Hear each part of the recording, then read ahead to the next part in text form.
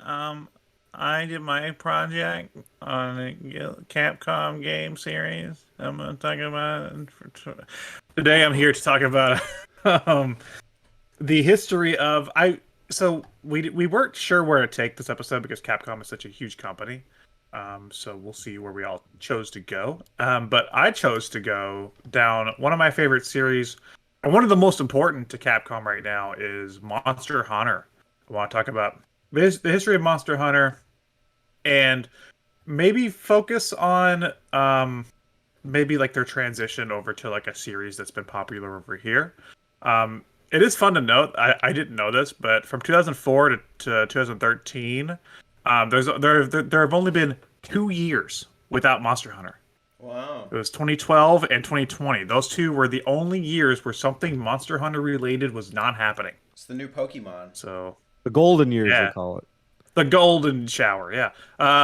So it's it's been interesting reading about Monster Hunter. I'm a huge fan, but I also got into Monster Hunter around the time where it became big over here, which is around Monster Hunter 3 Ultimate. I did read an article uh, about. I hope I don't butcher his name. The guy who is the director of the Monster Hunter series is Ryozo Sugimoto. I think that's how you say it. It's very, he's a Japanese man. And his father, I believe, is a head at Capcom, and like that's how he and his brother started working at Capcom. Uh, he came on the Monster Hunter series and worked since the first game, and I think he took over a few games in as director, and now he's been in charge of Monster Hunter ever since. So you could sort of see him as the papa of Monster Hunter. I read an article for The Guardian that was "Call Me Mr. Monster Hunter, the man who turned a Japanese curiosity into a global smash."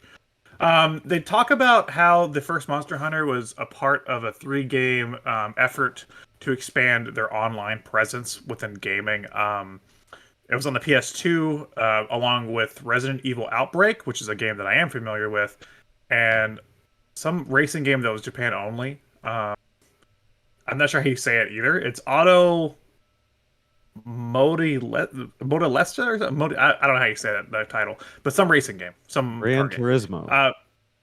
Yeah, Japanese. Well, it's.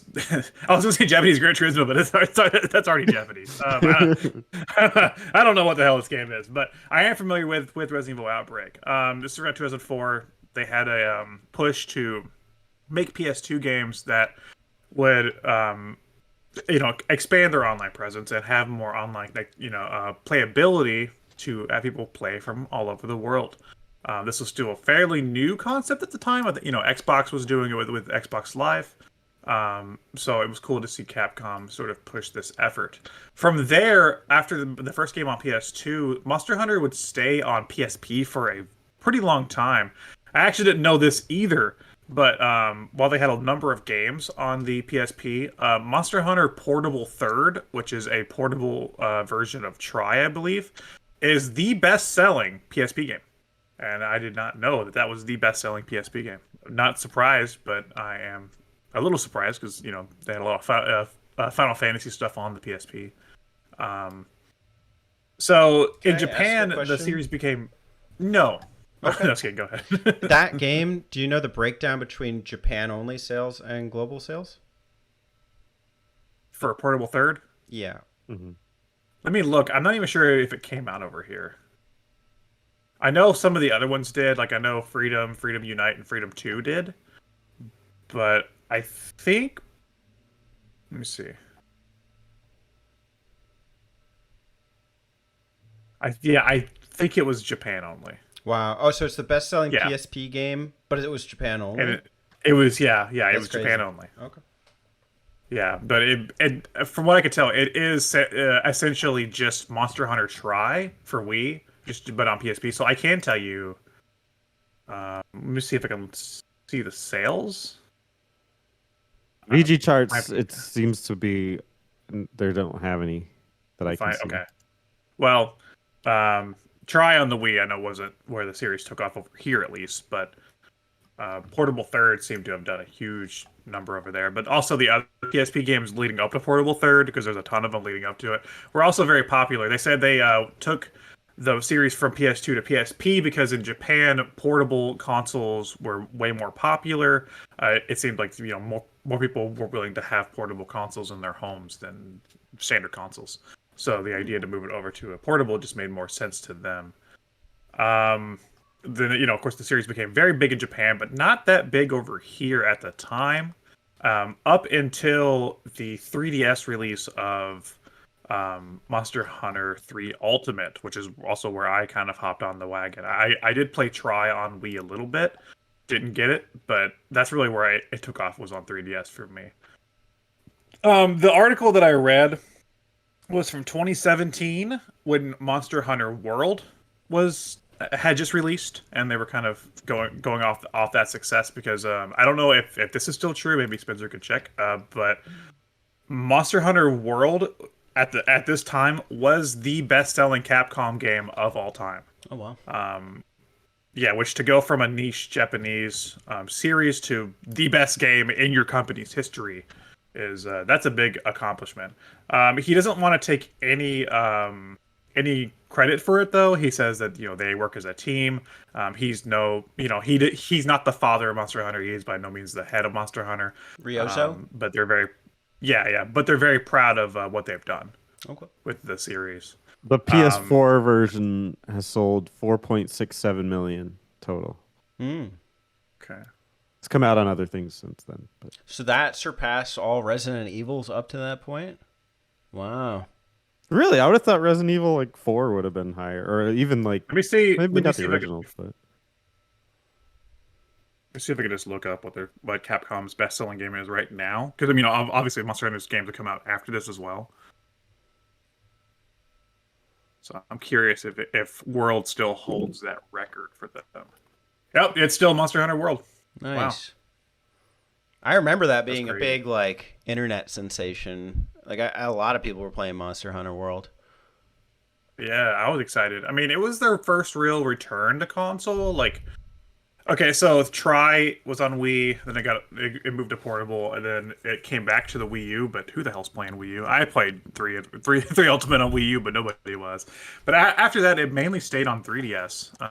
It moved from PSP to 3DS, and it stayed there for the longest time. But I guess it earned enough of a foothold here in the West on 3DS whenever they went into they started to develop the PS4 version. I guess they just became more popular in the West, and it became such a big deal. Mm-hmm. He talks about arcade gaming, which I think is interesting because he talks about whenever he started development of the original game, arcade architecture and console architecture were very different. Arcades were ahead of consoles, but now they sort of sees that gap, and he kind of contributes that to the success of World as well. I guess they're just saying that consoles are more powerful, they're able to do a lot more. And they've already been working on these gameplay systems for years and years, so they were able to bring it over to the PS4, and Xbox One, and refine it and make it the best that it's ever been. Mm-hmm. Very cool. Like I said, I was not expecting to learn more about the sales of Monster Hunter in Japan. I didn't know that was the highest selling PSP game, but it's very cool. Yeah, I love this series, and I'm glad that Capcom is finally doing well over here with Monster Hunter. Nice. Spencer, you got any addendums for us? No. Do you usually play it multiplayer? No. Really? I'm a solo guy, mainly because I don't have a lot of friends that play Monster Hunter. It's still while that game is Capcom's best-selling game and it's gotten more popular here, it's still not at the level as a lot of other games. A lot of Call of Duties and stuff. So I still have trouble getting people into playing it with me because they're like, I don't know, that looks weird. That sounds weird. I think I'm traumatized by the 3DS one. I don't know. I'm nervous. It was so much I spent 10 hours playing it and it felt so samey. So I actually just don't know. I might I would get it for $20 and try it, but I don't know.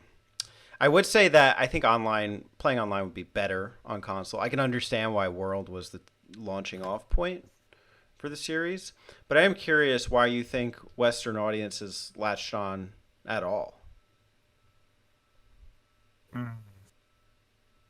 Well, there definitely was like a niche audience leading up until the 3DS, but honestly, it's probably I think the series might just have had a better audience on the 3DS with Nintendo, because that's where a lot of other, you can fight me, but I'm gonna say it, other RPGs lived on the 3DS for a long time. That was the RPG machine basically, and I think Monster Hunter kind of fits into that mold.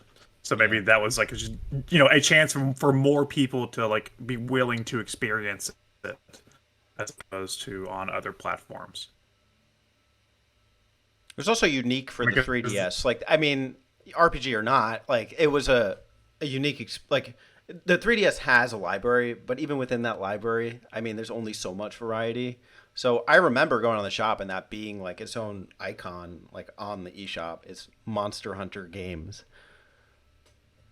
Yeah, and I mean they still consider it an RPG.